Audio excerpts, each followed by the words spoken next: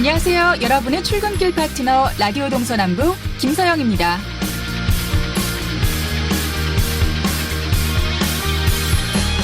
금강산 관광 재개 언제쯤 이루어질 수 있을까요? 우리 정부에서는 아직 뚜렷한 대책 없이 기다리라고 하고 12월까지를 기한으로 삼았던 북미 정상회담은 언제 열릴지 기약이 없지만 우리 국민들의 금강산 관광 재개에 대한 열망은 점점 높아져 가고 있습니다. 전국 시도의회가 남북교류의 상징인 금강산 관광 재개 촉구에 동참했습니다. 지난 금요일 춘천에서 열린 전국 시도의회 운영위원장 협의회에서 금강산 관광 제재 범강원 도민운동에 강원도민은 물론 전 국민의 적극적인 동참을 촉구하고 나선 겁니다. 강원도의회에서도 금강산 관광의 조속한 재개를 위해 전 국민적 지지와 협력이 필요하다며 관광 재개는 남북 경제 협력의 토대를 마련하는 계기가 될 거라고 주장했습니다.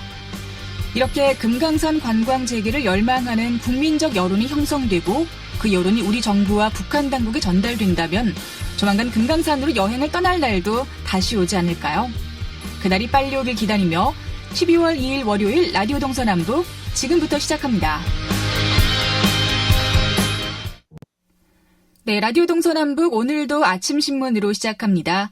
강원일보 이하늘 기자와 전화로 연결돼 있습니다. 안녕하십니까? 네, 안녕하세요. 네, 오늘은 정치권 소식으로 시작을 해볼게요.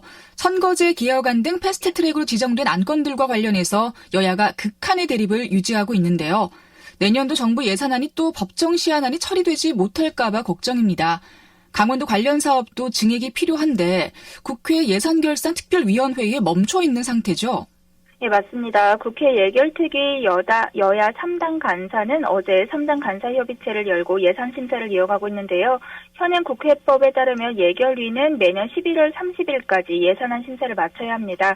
만약에 시한 내에 심사가 완료되지 않으면 예산안은 정부 원안으로 국회 본회의에 자동적으로 부의가 되게 되는데요.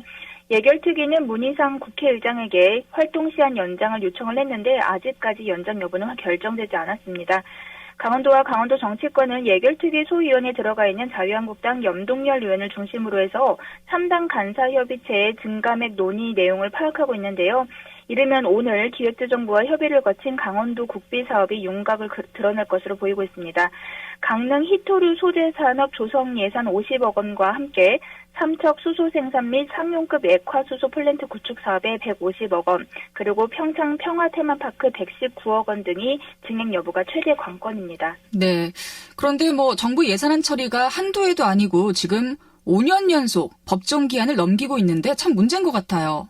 예, 맞습니다. 예결특위 심사 지연으로 정부 예산안 처리 역시 5년 연속으로 지각 의결이 예상되고 있습니다. 헌법은 매년 12월 2일 오늘인데요. 국회의 예산안 처리 시한으로 정하고 있습니다. 국회는 2015년과 2016년에는 12월 3일, 그리고 2017년에는 12월 6일, 2018년에는 12월 8일에 예산안을 의결했습니다. 물리적으로 오늘 의결이 불가능한 만큼 5년 연속으로 법정 시한을 넘기게 될 것으로 보이고 있습니다.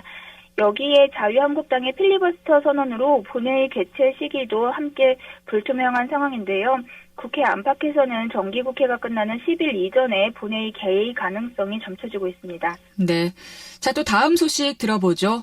동서고속철도 사업 관련 소식을 준비하셨는데 예비 타당성 조사를 면제받은 춘천 속초 동서고속철도 사업의 속도가 붙고 있습니다. 이제 강원도가 본격적으로 세일즈에 나섰다고요?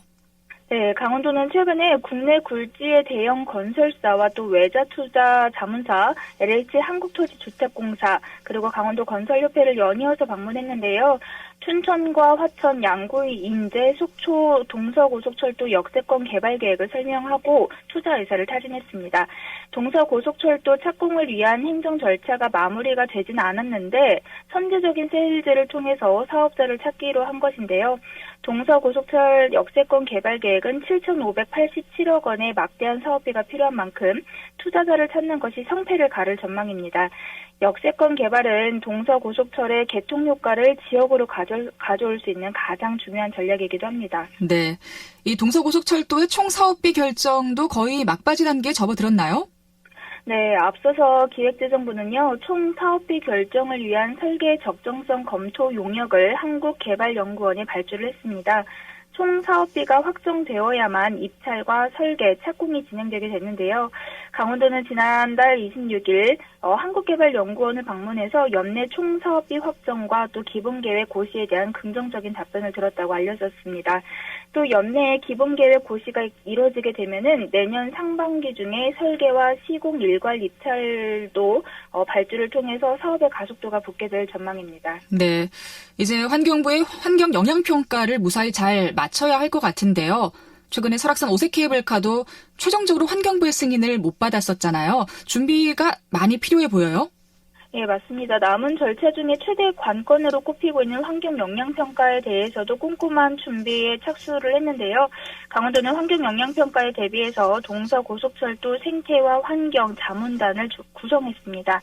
환경 영향 평가에 자문단을 꾸리는 것은 조금 이례적인 일로 최근에 강원도의 현안이 연이어서 환경협의의 발목이 잡히자 논리적인 대응 전략을 만들기 위해 선제적인 준비에 나선 것인데요. 동서고속철도는 강원도 최대 현안인 만큼 환경협의로 사업이 또다시 지연되는 것은 반드시 막겠다는 생각입니다. 안태경 강원도청 건설교통국장은 내년 초에 동서고속철도의 설계와 시공 그리고 역세권 개발이 동시다발로 이뤄지게 되면은 더 이상의 사업 지연은 없도록 만전을 다하겠다고 밝혔습니다. 네. 자, 오늘 소식 잘 들었습니다. 아침신문 강원일보 이하늘 기자와 함께했습니다. 고맙습니다. 네, 감사합니다.